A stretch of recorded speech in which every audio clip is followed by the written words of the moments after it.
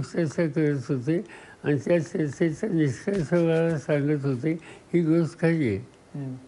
पण अशा काही चर्चा आहेत, अशा काही मीटिंग आहेत. एक नेते आहेत बीडमधले धनंजय मुंडे, त्यांचं म्हणणं आहे की अशा बैठका झाल्या, त्यांच्याकडे जर व्हिडिओ रेकॉर्डिंग आहे त्यांचं असं करून दाखवा ना व्हिडिओ हां. व्हिडिओ रेकॉर्डिंग दाखवा. आणि दुसरी गोष्ट अशी आहे, आणि ते निर्णय काय आहे? बरोबर. निर्णय जे म्हणतात ते गेलेले आहेत आणि जे नाही म्हणतात ते आहे तिथंच आहेत.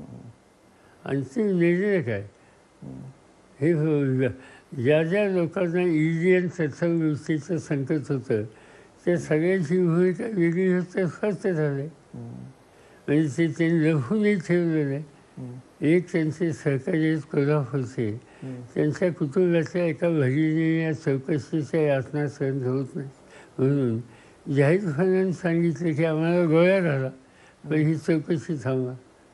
पण मग तेव्हा तुमच्याशी जेव्हा बोलत होते सहकारी, तुम्हाला कल्पना येत होती की यांच्या आता मनात त्यांच्या चौकशांचा ससेन सरळ आहे ना, हां. सरळ आहे ना.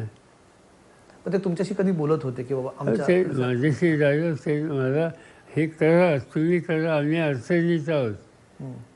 मला दुसऱ्या एका सहकार्याने सांगितलं त्यांचं मुंबईत घर आहे, अतिशय आलिशान घर आहे. त्यांनी सांगितलं माझ्या घरात इजी आता ऑफिस टाकायची तयारी टाकली आणि ऑफिस टाकलं तिथं. माझ्या घरात इजी शिरलेली आहे, काहीतरी करा, ह्याचा मार्ग करा, चला. हे प्रफुल्ल पटेलांबद्दल बोलता, कारण ईडीचं ऑफिस त्यांचं ठीक आहे. म्हणजे तुमचे एकेकाळी अत्यंत जवळचे सहकारी होते. आणि असंच ते इजी हे काही त्यांचे सहकारी असल्याचं काही असं सुटका करत नाही. तुमच्या घरातच चोर शिरला, दरोडेखोर शिरला, तर तुमच्या जवळचे कोण आहेत ह्याचा शोधाशोध करून घेतो. तुमचा मधल्या काळातला हा सगळा अनुभव बघता तुम्ही प्रचारात हा मुद्दा आणलेला आहे की दबावाचा मुद्दा आहे, उद्धव ठाकरेंकडून तोच मुद्दा आहे. ह्याच्यावरनं सिंपती आहे दोन्ही पक्षांमध्ये झालेल्या दोन गोष्टींचा. एकतर पक्ष टिकवण्यासाठी ज्यांनी केलेली तुमची जी मेहनत आहे, तुम्ही या वयात फिरता, तर तुम्हाला या वयात म्हटलं आवडत नाही खरं तर, पण तुम्हाला आताही हा सगळा प्रचारासाठी तुम्ही फिरताय, उद्धव ठाकरे फिरतायत, सहानुभूती आहे असं म्हणताय. सहानुभूतीवरच इलेक्शन उद्धव ठाकरे आणि शरद पवार फिरवत आहेत. मला असं सहानुभूती, मला समर्थन असं असतं. समर्थन आणि सहानुभूती याच्यात फरक आहे. आता मी काय बघतोय, महाराष्ट्राच्या कानाकोपऱ्यामध्ये यंगर जनरेशन जी आहे ती कन्सॉलिडेट होती. ती उद्धव ठाकरेंच्या भोवती होते, माझ्या भोवती होते, आम्हा लोकांची सहकारी जी आहेत. मग कुणी आमचे जयंत पाटील असतील किंवा अमोल कोल्हे असतील, या सगळ्यांच्या सभांना जो प्रतिसाद मिळतो त्याच्यात प्रामुख्यानं तरुण वर्गाचा वर्ग मोठा असतो. आणि दुसऱ्या बाजूने सिनियर जनरेशन जे वयस्कर घटक आहेत त्यांचीही सुद्धा भूमिका आम्हाला लोकांना अनुकूल आहे. हा फरक दिसतो. या निवडणुकीत नेहमीच्यापेक्षा तरुणांची संख्या प्रचंड दिसते, ही गोष्ट खरी आहे. पण मग शरद पवार 1980 सुद्धा असेच फिरत होते. आम्ही असं जे वाचतो की त्या काळी शरद पवार पूर्ण महाराष्ट्रात भिंगरी लावून फिरत होते. काहीतरी आम्ही एकदा वाचलं होतं की व्हाईट कॅनव्हास शूज घालून तुम्ही पूर्ण महाराष्ट्राचा दौरा केला होता. पायी तुम्ही यात्रा तेव्हा खूप काढल्या होत्या. तेव्हा फिरताना आज फिरताना तेव्हा तुमचं पॉईंट ऑफ व्ह्यू वेगळा, आज वेगळा आहे. पण तेच शरद पवार फिरतात, काय फरक आहे या दोन? तेव्हा सुद्धा अशी भूमिका साधारणतः पक्ष बांधणी होती. आता पक्ष बांधणी आहे, पण त्याच्यापेक्षा आम्हाला एक मोठं संसदीय लोकशाही पद्धतीवर आव्हान असतं. मोदी हे फादरांची डेमोक्रेसीवरचं आव्हान आहे. आणि ते ज्या पद्धतीने जातात, ज्या पद्धतीने पक्ष फुलीला डिरेक्टली इनडिरेक्टली मदत करतात, त्यामुळे त्यांचं सौर लक्ष देशाची बांधणी, उभारणी, देशासमोरचे फसणं या गोष्टीला त्यांचं प्राधान्य नाही. त्यांचं प्राधान्य आहे की त्यांच्या विचाराशी सहमत जे होत नसतील त्यांना त्यांची त्या संघटनेची मदत कशी करता येईल, त्यांच्या लोकांच्या फाटाफूट कसं करता येईल, कळत नकळत काही लोकांच्या हे वेगवेगळ्या कारवाया कशा करता येतील. आज जी आता तुमच्या केजरीवालसारख्याची स्थिती आहे की ज्याचं दिल्लीमध्ये काम चांगलं आहे असं दिल्लीत सगळे लोक बोलतात. 2-3 निवडणुका त्यांनी जिंकल्या. आज त्याचं शिक्षण खात्याचं त्याचं जे काम आहे ते बघायला अन्य देशातले लोक येतात. आरोग्याच्या सुविधा त्यांनी दिलेल्या आहेत, त्या बघण्याच्यासाठी अनेक ठिकाणचे लोक येतात. आज त्या व्यक्तीला एखाद्या दुसऱ्या पॉलिसी याच्यात मजबूत असू शकतात, पण पॉलिसी ठरवली त्याच्यावरनं तुम्ही तुरुंगात टाकता.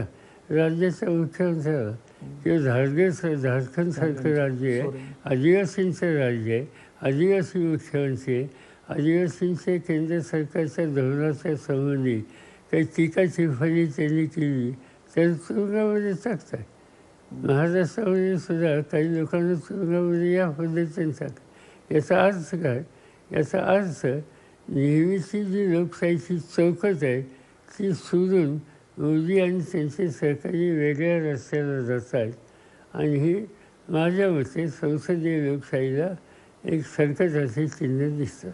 केजरीवालांचा तुम्ही उल्लेख केला. केजरीवाल आत्ताच जेव्हा त्यांना बेल मिळाला त्यांनी 2 महत्त्वाची वक्तव्य केली. म्हणजे एक तर राष्ट्रीय पातळीवरती एक, आणि त्यांनी महाराष्ट्राबद्दल त्यांचं म्हणणं आहे की या निवडणुकानंतर जर हे पुन्हा सत्तेत आले तर कदाचित पुढचा नंबर हा अनेक नेत्यांना अटक होऊ शकते, ज्याच्यामध्ये उद्धव ठाकरे सुद्धा असतील किंवा अनेक नेता नाही. तुम्हाला असंच वाटतं? तुम्ही असू शकतं अनेकांच्या बाबतीत हे करू शकतं. आणि त्याचं कारण व्यंजकची राजकारण ही एक परिस्थिती अलीकडच्या काळात बघायला मिळते.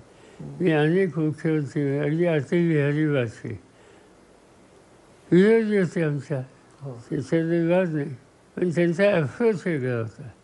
अगदी एक साधे उदाहरण सांगतो की अटल बिहारी वाजपेयी प्रधानमंत्री ज्यावेळी होते त्यावेळी विरोधी पक्ष नेता होता.